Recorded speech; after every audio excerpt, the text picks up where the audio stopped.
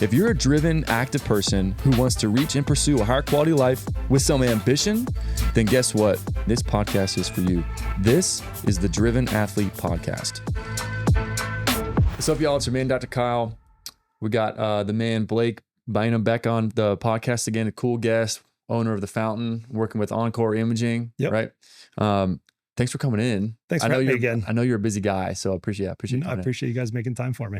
So tell people again what The Fountain is, where you guys are at, and also Encore. Yeah, so Fountain is a anti-aging longevity clinic. We specialize in functional diagnostics, so looking at the body from an imaging standpoint, looking at it from a genetic standpoint, and looking at it from your blood work. Taking those three things to create anti-aging and longevity plans for people, really based on what their results tell us, how they're feeling, what they want to accomplish. So that is Fountain. Encore is the imaging component. That's my partner's business. They've got 9 locations throughout the state, adding 3 more in the next few months. They're growing very rapidly. But where it ties together, Encore Imaging does a body view scan, which is a head to hips screening of 12 organs, including the brain, for over 500 conditions, really looking for cancer, looking to see like, hey, is there anything lingering that's going to kill me in the next 12 months? I want to make sure that's not in there.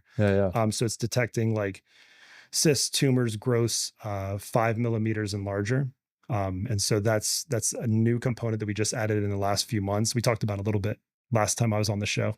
But it's going really well. It's really cool. That is really cool. I mean, that's super valuable information of like, if you want to find stuff like that and then nip it in the bud when you can, like early detection is always going to be the key. That's the number one indicator of outcome is how early can you catch it? I mean, you hear stories all the time. People, I just had a buddy of mine. It was terrible. And I forget exactly what his fiance was diagnosed with, but she got a diagnosis into January, was gone before April 1st.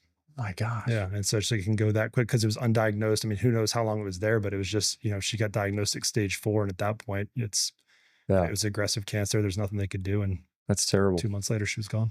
Well, that's terrible. Yeah. And so with head to hips, major organ, full body view scanning, is there a prescription needed for that? No. So it's kind of interesting because it's a new area for imaging.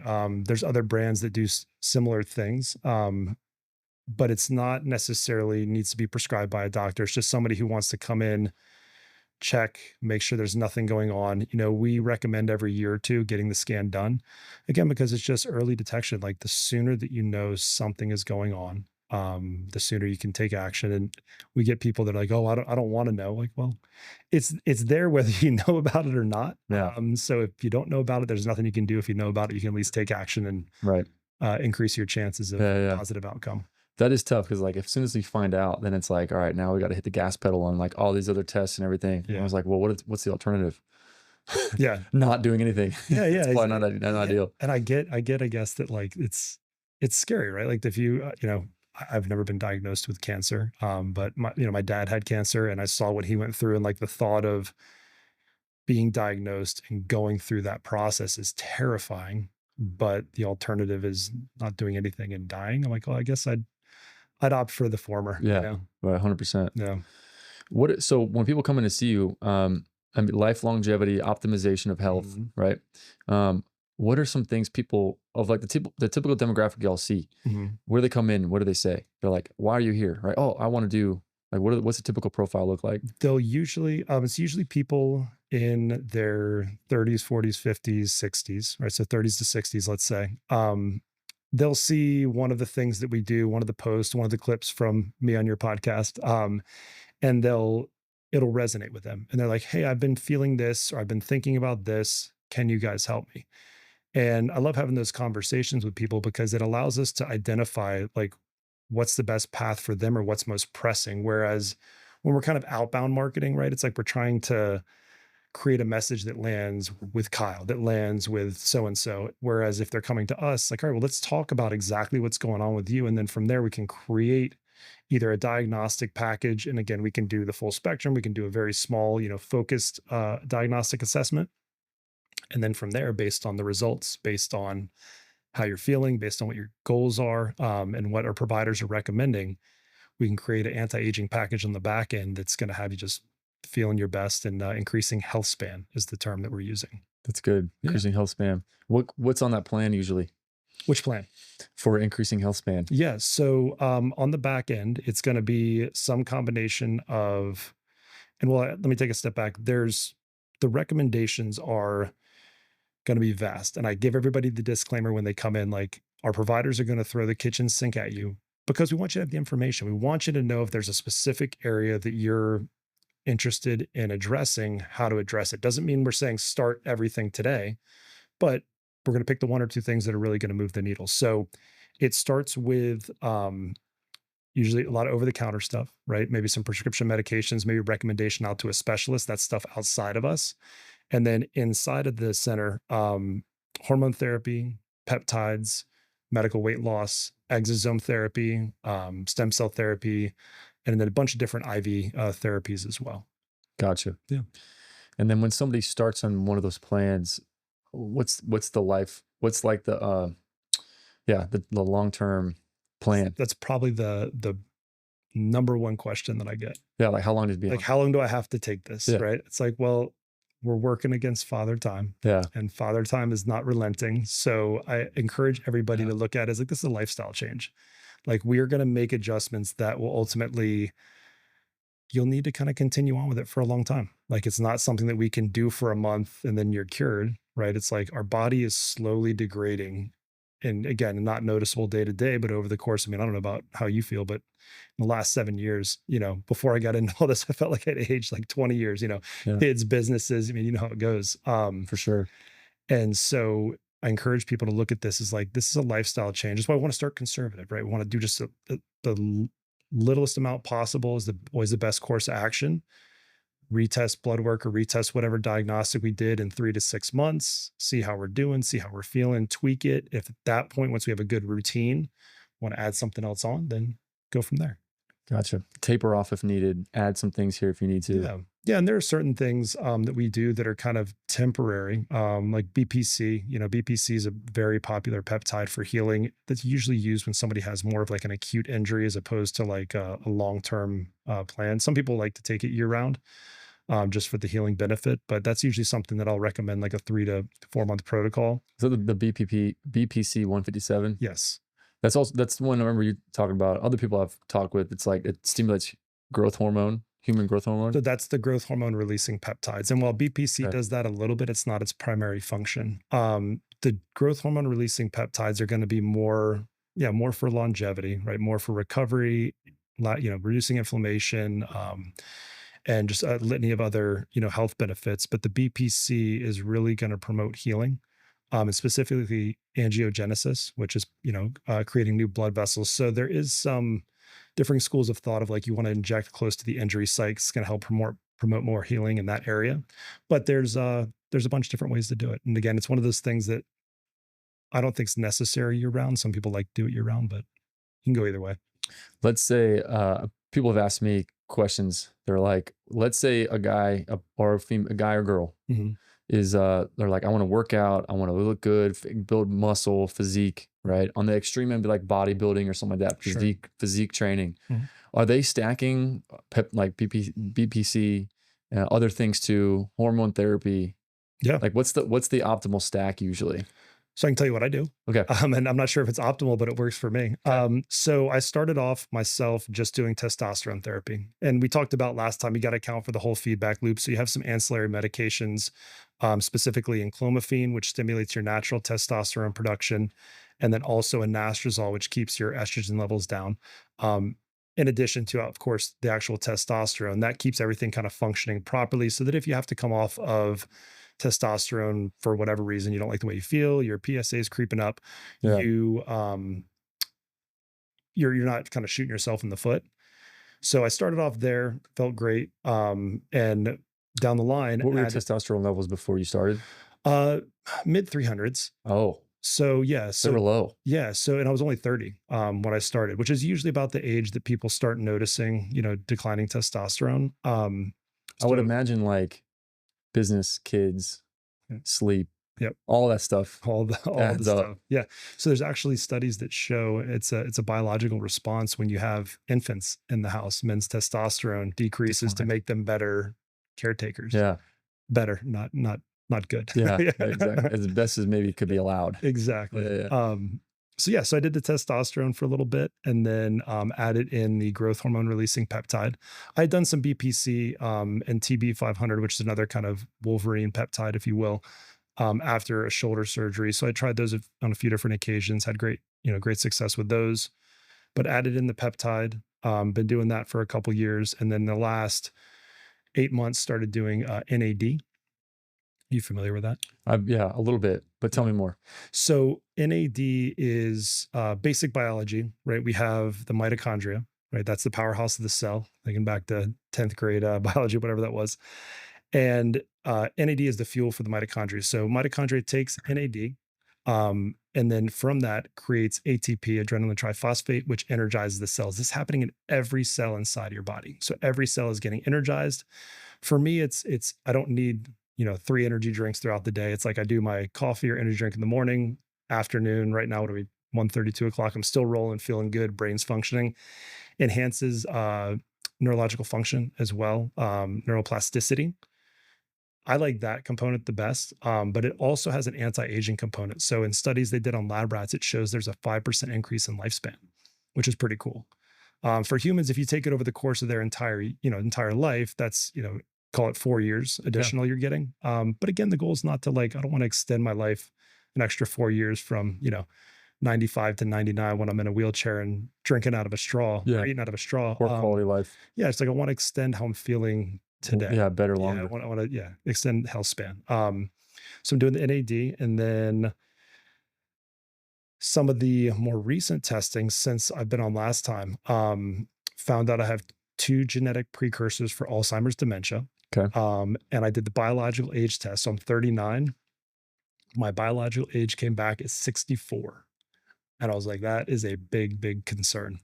So there's And like when you say body, like you mean just for cognition, like brain, or like the whole body? so Like which biological organs? Yeah, so biological age test is done either via blood or saliva, because it's genetic. And it's based on telomere length. Without getting too much into the science, as you age, telomeres get shorter. And Mhm. once you run out of telomere on the strands of your DNA, the cell can no longer replicate and cells start dying. And that's how you have organ failure, et cetera, et cetera.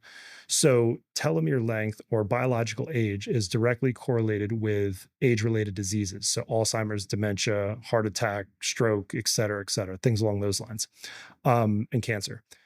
So from the combination on the functional DNA test of realizing that I have 2 genetic predispositions for Alzheimer's, dementia, and on the biological age test, I'm genetically older, I'm at a much higher, risk for developing Alzheimer's and dementia. So from there, my grandmother had Alzheimer's dementia, saw it firsthand, declined rapidly in her 60s, was awful. I'm like, that's the last thing I ever want to deal with. So on the functional DNA side, it gives you a bunch of recommendations from diet, supplements, lifestyle changes you can make. And then on the biological age, which we can talk about a little more, um, our regenerative medicine doctor, Dr. Carter, told me exosome therapy via IV is kind of the route that you need to go to start reversing this or slowing this down. Now, the biological age is cool because it's like an accumulation of everything from birth until today, from environmental toxins. So if you have environmental exposures, you grow up next to a factory, right? What you're putting in your body. Yeah. So food, drugs, alcohol, etc. And then stress is a big component of that as well. So I eat pretty well. I exercise, regularly. I don't think there's any crazy environmental, toxins we're exposed to here in South Florida, but my stress is through the roof. And I'm like, I think that's kind of the main culprit there. So really doing some things to work on bringing my stress levels down, but then introducing the exosome therapy at the same time, really, I'm hoping it's going to help with that. I'm getting ready to retest and see where my biological age is. I don't expect to see a drastic change, right? At least we're in the right direction. But yeah, every year I want to test it. I'm hoping that it'll creep down a little bit by little bit. And when was the test? The first? I took it in September. Oh, okay. August, September. Yeah. All right. So I think I'd taken it last time I was on the show. I just hadn't gotten the results back. Got it. Yeah. All right. Yeah. I totally agree. Like, stress plays a huge anxiety, from what I've been told from experts, huge impact on longevity, health, system functionality, organ function. Yeah. What are you doing for stress relief? Um, a lot of stuff. I mean, exercise, of course, trying to make a little bit more time for myself. That's something, again, young kids, business, like it's hard to find that. I mean, my really only time for myself until recently was just the gym, and that was 3 times a week, maybe not as much as I would like it to be even. So just trying to do some stuff to make time for myself. I started microdosing psilocybin as well, which is really cool. What's that? Mushrooms. Oh, okay. Yeah. So it's a psychedelic. I'm not like seeing anything from it, right? But it's a microdose. Great studies on reduction of stress, anxiety, depression. Yeah. And that has helped a ton. I've heard a lot of good things about microdosing. Yeah, I mean, microdosing everything, right? It's like that's the way to do it, it seems, instead of these big doses. But yeah, I've been doing that for about a year. Marked improvement in just how I'm feeling. My stress levels seem to just be a little more present, able to kind of roll and deal with things as they pop up instead of it. Sometimes it gets so overwhelming. It's almost what's the word I'm looking for? It's almost like freezes you, Yeah. right? You're just like stuck. You're like, I'm so overwhelmed. I just don't know what to do at this point. And so that's been really helpful on that front. So those couple things, I think I feel better, right? Which is good. So we'll see if the next Yeah. BioAge test, if it, When's the next test? I'm probably going to do it another couple months. We have a couple other companies that we're trying out, and different tests. Cause again, they're all third-party labs that we contract with to get these tests. So got to try out some different avenues. Interesting. What do you do for stress reduction? Well, good question. Cause I'm same boat, like, I mean, I know I want to shout out to my wife cause she's at home with the kids, Yes. all day, every day. So she's got a lot on her plate cause I have she's going to be 5 in July. My son is turning 3 next week. And then we have a 4-month-old. He'll be 5 months in 4 days. So just about 5-month-old. Yeah.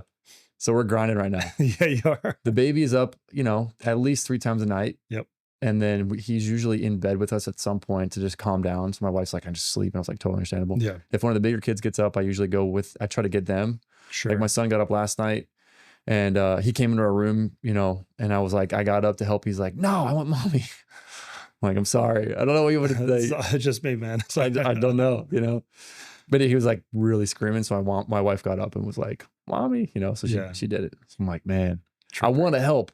Anyway, to answer your question, for that little background, we're grinding right now. I'm in the same boat. I work out. I try to work out 4 days a week is my goal. Right. And usually right now it's like if somebody cancels on my day, I'm working out. Yeah. I'll like phone calls will be Squeeze later. it in, yep. Emails, I'll get them later, lunchtime or when I get home or something, right? It's not going to be the end of the world, but I'd rather work out. I had a mentor tell me that one time. He's like, your to-do list is always going to be super long. It's never ending. It's not going to go away. Yeah. But if you get in, what's more important, right? It's the end of the day. All right, I can knock out these 10 tasks that I know it's going to last 45 minutes. It's going to be 45 minutes, maybe an hour, hour and a half, where it's like, oh, where'd the time go? Now I got to go home. Yeah. Or just work out. Yep. Right away. Just don't even think about it.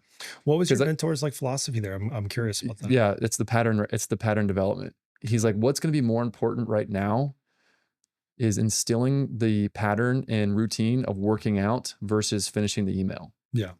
And if you do establish a routine of working out and consistency, that's what's going to last more impactfully for you later in life, is you just consistently exercise and do something that is going to be beneficial for you. So at the end of the day, I'm like, did I have a productive, my wife was like, how's your day? And I was like, it was productive. Yeah. What equates like it was a productive day? Usually it's if I did something meaningful to move the needle and I worked out. Nice. Those two things. That's the equation. So if I don't work out and I'm like, well, I knocked out some emails, some like busy work stuff. It's like that could have waited. Yeah. I feel worse. I think it was just like guilt, as in like I could have done something different, That's such a great thing to think about, especially as like a business owner, and it's like we can feel so busy all the time. It's like, what things are we actually doing that are really productive? Moving the needle. Moving the needle. Because there's so much, I don't know how, I know you're very involved day to day in your business, but I don't know how much you're actually like in there working on people. I know you have a team.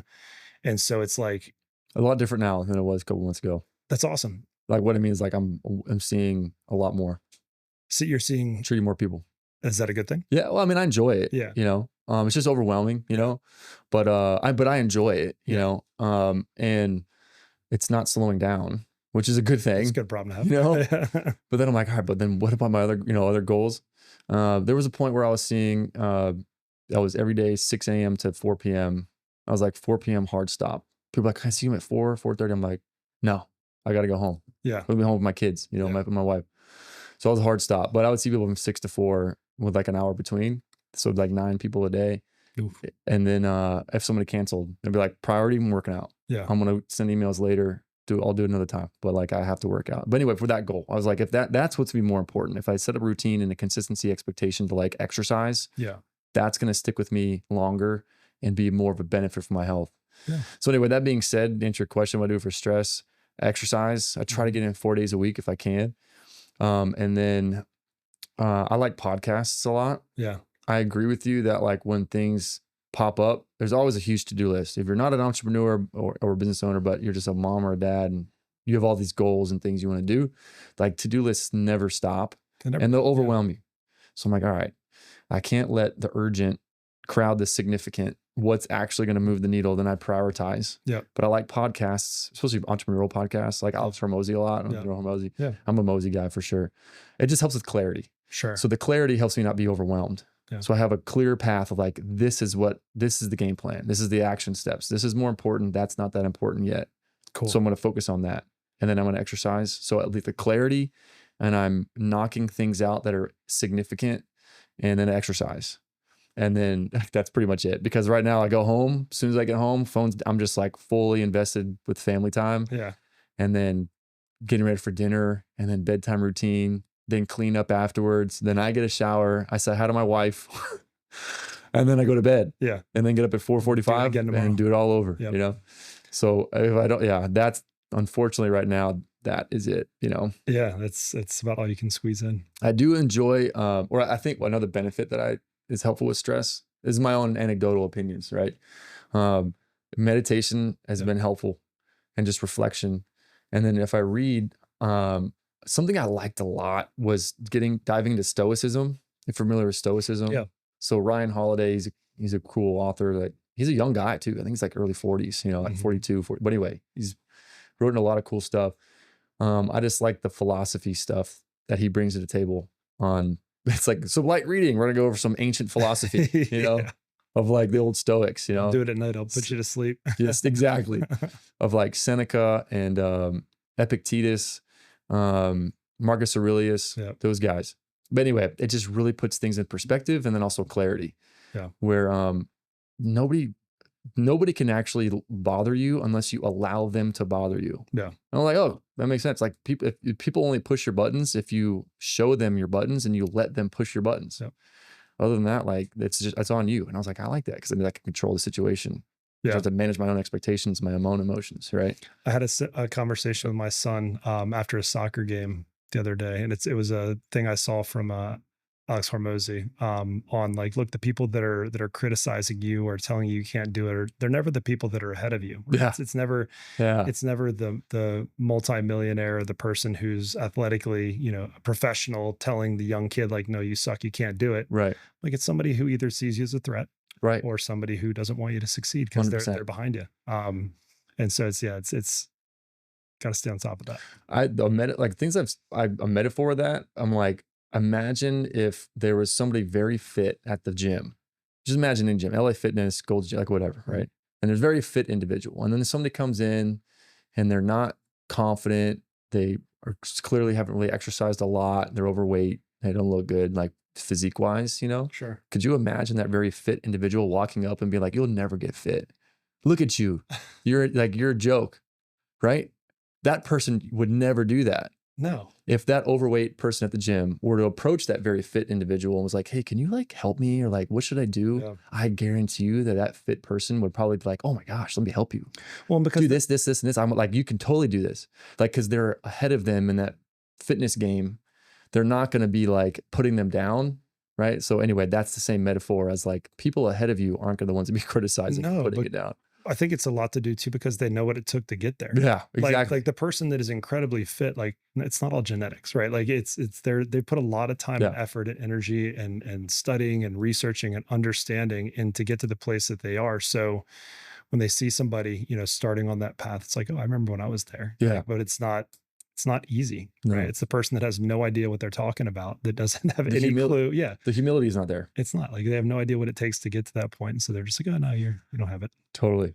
But anyway, so that to answer your question about what do I do, I would say those things in combination when I can, you know. Yeah. I also prioritize what I put a value in is getting enough sleep, where if it's 8:30 and it's like, okay, we actually got the kids down and like the kitchen's put together and we're showered.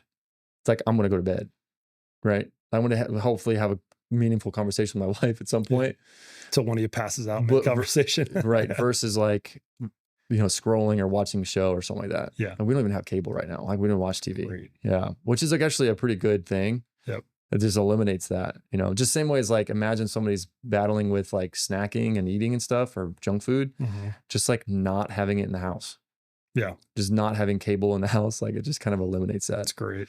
For sure. Scrolling is probably my one main vice. Yeah. Just like funny videos, you know, it's probably sending it to my family, my sister, my brother and stuff like, hey, check this, you know, look at this funny video. I do the same thing. And I usually will like pop on a show or a movie like late night. And I know how bad the screen time is before you go to sleep. Yeah. And I was actually, I'm like, there's something in my brain telling me that I need this. And I don't think it's just like, I need the dopamine kick. I think it's more of like, I'm having this thought yesterday. I think it's more of like, I'm just so at such a high level all day. Like it's second you get home, it's like wife, kids, like it's just more chaos, stuff to do around the house. Like today I'm cleaning out our patio when I get home and I'm like, there's always a list of shit to do. Yeah. And so I'm like, what is it that my brain is like, why is my brain craving this? And so I'm on Chat GPT. I'm like, all right, here's the situation. Like, I need you to help me understand. That's a good idea. Yeah. And it cranks out. It's like, no, based on, you know, everything I know about you, and I'm always plugging stuff in, trying to figure myself out.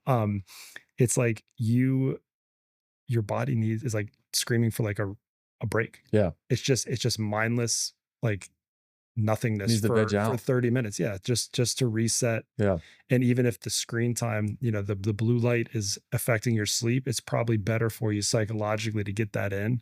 So I'm trying to eliminate it, right? Like that benefit outweighs the negative of the blue screen. Yeah. And that's kind of what I was trying to figure out. I'm like, I'd love to eliminate this. I'm like, but I also kind of feel like part of me needs, and maybe I'm sure I can find a better, you know, escape, if you will, or like decompression method at the end of the day. Yeah, for sure.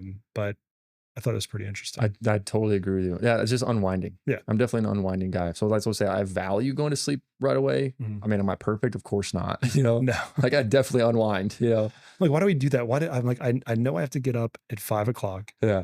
It's 10 o'clock. I know that every minute beyond here, I'm cutting into my sleep I want to have. Yeah. And I'm like, all of a sudden it's 11 and I'm still looking at my phone. Like, damn it. Now I'm going to be tired tomorrow. Like, exactly. It's unbelievable. Have you heard of, oh my gosh, resentment sleep? No, revenge sleep. Revenge. No. So what is that? Yeah, it's like revenge and resistance against the next day, as in like, well, F that, I'm not going to sleep. I want to unwind.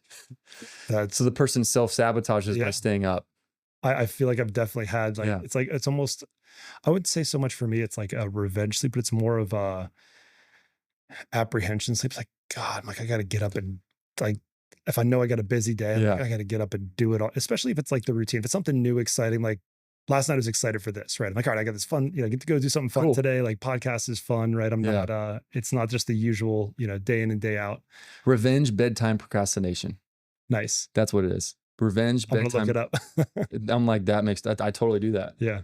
Cause I'm usually more of a, like, if somebody tells me I can't do something, I'm usually the one like, well, I'm going to do it anyway, you know, kind of person. Plus growing up, my parents will probably tell you that when I was a kid. Yeah. But that's totally me for sure. That's great. But and what's interesting is like if it's a Friday night and great situation happens, kids went to bed, somewhat compliant, you know, like, and places cleaned up, dishes are put away, and it's early, easier to go to bed right away. Really? Versus like if it's a Monday and that happens, you would think it'd be the reverse. Like, oh, I get to sleep in Saturday morning. Well, and I'll sleep until 6:30 instead of 5, you know? Interesting. Whereas like Friday night, you know, I'll be easier to go to bed. It's because wild. the revenge procrastinate bedtime is not there.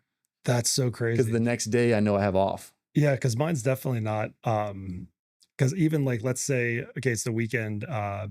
Maddox, my son, has a game at 10, so we got to be there at 9, so we got to leave at 8:30. Get up by 7:30. I'm like, okay, if I go to bed by midnight, I'm still Yeah, I great. get 7.5 hours. 7.5 hours, great. Yeah. Oh, I do that for All of a sure. sudden it's 1 a.m. and I'm like still pushing it on the weekends. I'm like, no, like I want to be there for my kids tomorrow. I want to be present. I don't want to be tired. It's like, it's just, it's a problem. I totally do the same thing. All right, if I go to bed now, I'll still get a quality. Okay, I can watch a little bit. What really started messing me up, and I wish I had not, almost not done it, thinking about this diagnostics, the Whoop band. Yeah. Or like the Aura ring or whatever. You don't wear one? I used to. I don't. I realized like if I would check it every morning. Now, mind you, it did help me get to sleep better. Like How so? Just I'd be conscious of it. Okay. Right. Like, all right, I'm going to get my score in the morning, my sleep score. I need to make sure I'm in bed on time. And make sure my Whoop is happy with me. Exactly. Yeah. My digital overlord here. But I would wake up, and if it was like, for whatever reason, I didn't have a good night's sleep. It's like psychologically, I was like in the dumps all day. Like, oh, I didn't have a good night's sleep. Like I can't function today. And I finally got to the point where I was like, all right, I can't pay attention to this anymore. Like I need to just wake up and regardless how I'm feeling, get after it. Yeah. But then some buddy of mine sent me research, and it's like, I guess you have these like 45-minute increments that you're like REM sleep versus light sleep. And if you wake up during like whatever time your alarm goes off during that REM or deep sleep period, it's like when you wake up feeling super groggy, the lights never fully come on all day. Yeah. And so now it's like, I'm trying to gamify, like, all right, how do I get exactly, 7.5 hours of sleep? Like that's my sweet spot. Oh, okay. So if I get 6:45, I'm in the other cycle, and now I'm tired all day. If I go too long. So it's, yeah, for sure. Yeah. It's like, I know exactly what you're talking about. So yes. Are you familiar with this guy named Brian Johnson? Yeah. Okay. Yeah. So he went, don't die. Yeah. Philosophy, whatever. I appreciate what he's doing. I'm not going to do that. I would never do that. And I'm like, I wonder how much of like studying. When you say that, what do you mean? All right. So studying the Whoop sleep scores, studying his biological age of every organ, and like, what's my score today? What did I sleep today? I wonder if that, I don't want to say neuroticism, but just attention is actually taking years off his life, just with the stress and anxiety involved with just, what's my score? I don't know what he is like personally, but I just wonder if that's adding a little bit, shaving off years, which is counteracting what he's trying to do in the first place. I gotta think so. I mean, the studies that show how stress, regardless of where it's coming from, how it impacts your aging and impacts just your longevity, it has a terrible impact on it. So you mentioned Brian Johnson, like he's like very well known in the longevity space. Of course, that's his whole shtick. Made all his money selling off his technology company. He spends supposedly about $2 million a year on all this anti-aging stuff. And so he is known to have the lowest pace of aging, which is part of the biological age test in the world, which shows like the biological age, again, is your entire accumulation of birth till now.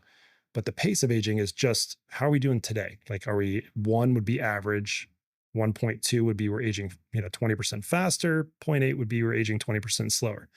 So his is 0.6, which means he's aging about, I think, 1 year every 19 months was, I think, or 20 months, whatever the number is. And so he spends all this money on it. And we brought in, I can't disclose her name, but a woman from Palm Beach who is an influencer. To the fountain, did the biological age test for free, wanted her to talk about it, promote it. She's in her late 20s and doesn't spend any money on anti-aging or anything. And her pace of aging was 0.61. Wow. And I was like, so she's lived a great lifestyle, right? Relatively stress-free we were kind of talking about it afterwards. I was like, this is incredible that your score is this low. Like what? It's like, tell me about your life. And she's like, it's great. Everything's good. Like you could just tell she was just like so at peace and so happy. I'm like, so that has a lot to do with it too, and she's 100% agree. I mean, again, she's wealthy. She, invests in her health, but there's nothing like Brian Johnson. She's doing age specific or longevity specific to enhance her biological age. But it's pretty crazy that like without doing any of that, she still is at the same pace this guy's spending $2 million a year on. That's crazy. He's older, so as you get older, your pace of aging does increase. He's like late 40s, right? Yeah, I think so. I can't tell. He looks like an alien. He looks freaky. Like, a little bit. But I appreciate, like I said, like what I want. I'm like, what I would want to get out of it, I would say, just tell me what you're finding in your research, and then we'll just apply it. Yeah, exactly. Cool. You do it. You show me. I'll just apply it, you know? Well, I think that's where it's all going, is the data, Yeah. right? I think it's super interesting. And I can appreciate what he, like with the sleep schedule, you know, cause when I was the podcast I was listening to, that and I dove a little bit more in some articles and stuff about him, but, his schedule is 8:30 bed and he wakes up at 4:30 and then he works out for an hour a day. And his last meal for the day is 11 a.m. Really? That's what he said. Wow. Yeah. So he eats from like, I think he exercises before he works, before he eats. And he eats like berries and nuts and yogurt or something like that. And that's it. I wonder what his caloric intake is in a day. Did he say? Right. I'm not sure. Yeah. But he doesn't deviate from the plan ever. Like he's super disciplined. Doesn't have chocolate, no candy, cake. That's something else that's coming no up. alcohol. That's coming up a lot is one, just total. I mean, obviously, America has an obesity epidemic and a very big problem to deal with. But even outside of that, like the total caloric intake, there's a lot of stuff coming out that's saying even like 2,000 calories a day. Now, maybe for somebody, you know, your size or my size, it's more appropriate. But for the average size person, they're showing that it's like you don't really need that many calories to thrive and survive. And on top of that, right, the quality of food and all the inflammation and all the other stuff that's going on, it's like that's lending, you know, to all these different age-related diseases, right? Yeah. 60% of the disease comes from inflammation. Most chronic inflammation comes from food. It's like, all right, how do we trace it back to the source and start fixing this? Yeah. I've heard the same thing. I'm like, well, what do you do though? You know, Yeah. because there's microplastics found in all the food just from the packaging, inflammation. Yep. There's heavy metals involved with just where the farm is located. If there's a factory, you know, or whatever, or an oil spill somewhere in the ocean, and then neighboring that, like a oceanside, like in Palm Beach as an example. And then, just things, food sensitivities, you know, the people are just naturally sensitive. They don't really know otherwise, but like, okay, well, how can we control, like, we'll never be able to fix all that unless we have our own gardens and our own farms with chickens and like our own cows and stuff. So there's some cool stuff along those lines that we're doing that kind of helps with that. On the back end, right? Chelation therapy pulls heavy metals out of your blood. So it's like an IV, or what is it? So it's an IV, yeah. And there's EDTA, and I forget what the acronym stands for, is the medication that goes into the IV, and then it effectively acts like a magnet. So it pulls all the heavy metals out of your bloodstream into your digestive tract, and you urinate them out, which is cool. So that helps to remove heavy metals. And then, of course, from inflammation standpoint, exosome therapy, but also ozone therapy, right, for killing parasites and other stuff in your bloodstream, which is, again, where they're starting to speculate, or they've already, you know, some studies are showing this, like a lot of cancers come from and things like that. So it's from undetected parasites. Interesting. Yeah, it's wild. I know some practitioners in the area that have been doing ozone therapy for a while, from my understanding, other rationales, but to rid parasites is what you're saying? Yes, that's one of the applications. Yeah, there's a ton of them. What stuff were they doing it for, from what you remember? I think just healing in general. Yeah. Like if somebody has like a knee arthritic degenerative changes, or just knee hurts, their shoulder hurts, their neck hurts, their back, whatever. But I have to go back and look. I should know this because dang it, I feel bad. That's all right. If you remember, if you're listening, remind me. But what I was going to say too is it's talking about America obesity epidemic, right? Just made me think about this. There was this study I came across. You're familiar with the Universe 25 study? No. All right. So it's this study on mice. I have the article, I can pull it up, but it's a study they did on mice. These scientists from, the 70s.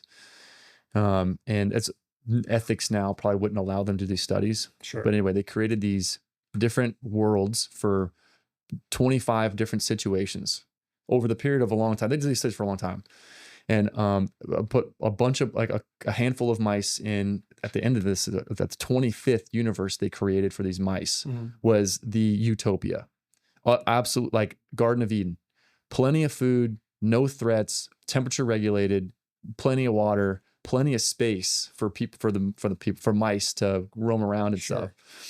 And over the period of 7 years, the mice rapidly populated and got to a point where it's because they had all the food they needed, and social hierarchies kind of started to develop, and then abnormal behaviors started to develop socially, right? Like abnormal behaviors, things you wouldn't think otherwise. Like everybody just chill, just do your own thing, like keep your space, like we're good, like let's not rock the boat, right? That wasn't happening. So they ran this study, and they ended up crowding spaces. The males that ended up not caring they just like kind of exited and like were kind of loners. And then there was other ones that were super hyper aggressive that would be fighting and killing off other mice. The female mice would start attacking their own young.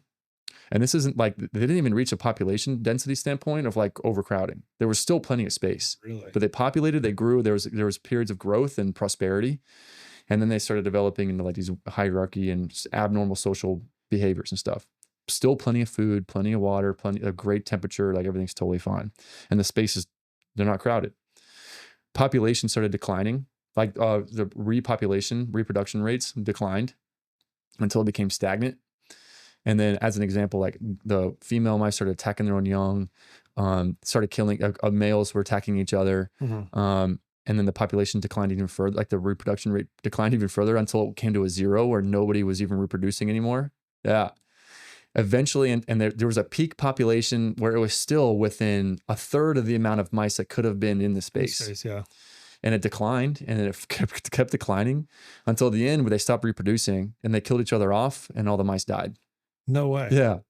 I have the article. I can send it to you right now. It's kind of sounds very familiar to what's going on history. right now. Yeah. Right. So the bottom line that they're saying is it was just too comfortable. Yeah. Think there has to be struggle. Has to be. There has to be challenge. Otherwise, you just get too comfortable and you create your own drama.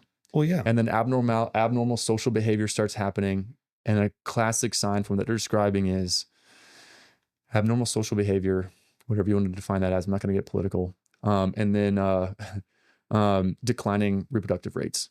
Those are the two classic signs. So I'm like, all right, well, if we go to the grocery store right now, there's plenty of, like, we have unlimited sources of food.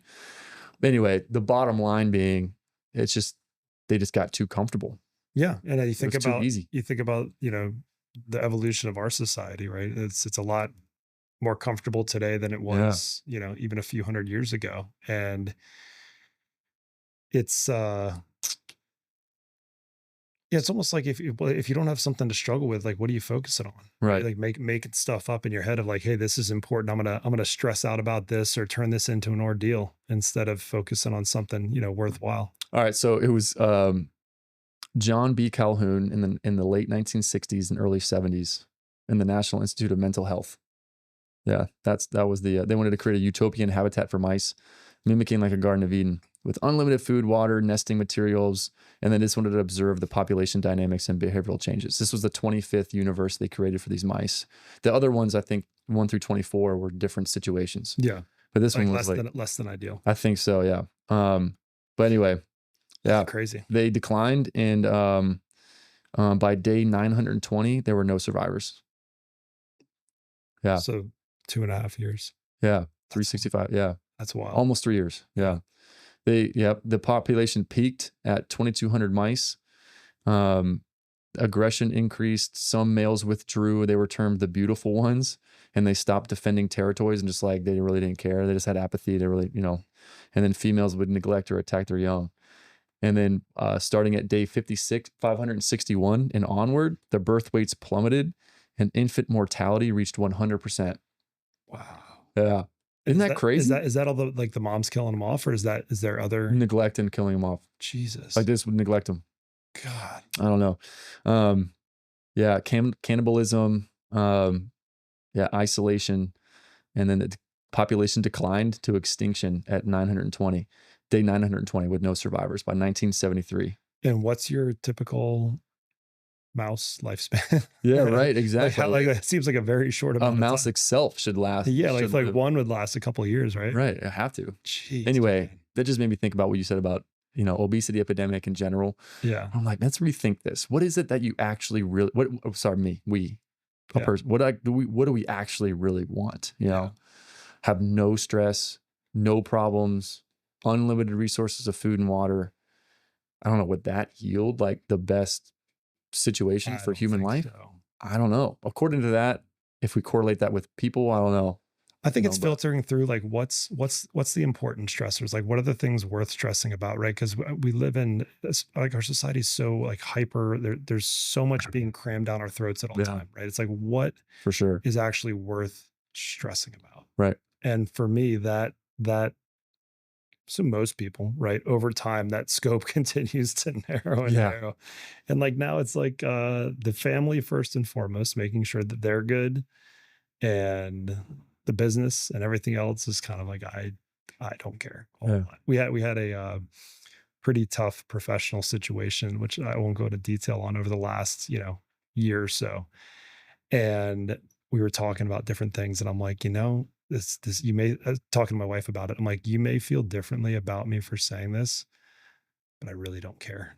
Not to her. I'm like, I'm empathetic, to you and to the situation, but like to the impact it's having on us. But me personally caring about the outcome of this, it doesn't matter. Yeah. It really doesn't. And that was liberating for us both, actually. I think it was kind of like a cool thing where we're like, okay, this is something that we had so much stress and anxiety around for a long time. And we finally both got to the place where we're like, we can stress about it or we can let it be and it'll figure itself out one way or another. But either way, regardless of the outcome, we're going to be fine. Yeah. Like we'd like one outcome more than the other, but if it doesn't work out that way, then we're okay. Yeah. We got the important stuff. Family's here, healthy, Right.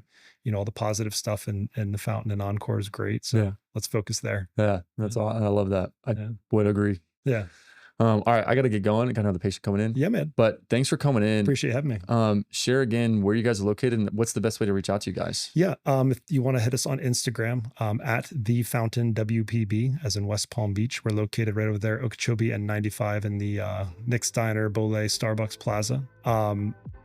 Could email us too. hello@thefountainwpb.com. hello@thefountainwp. Cool. Yep. Awesome, man. Well, thank you for coming in. And if you have any questions for us, we're always open to questions, comments, concerns, conflicting opinions, whatever. And if you want to be a guest or know something that may be a cool guest, feel free to reach out.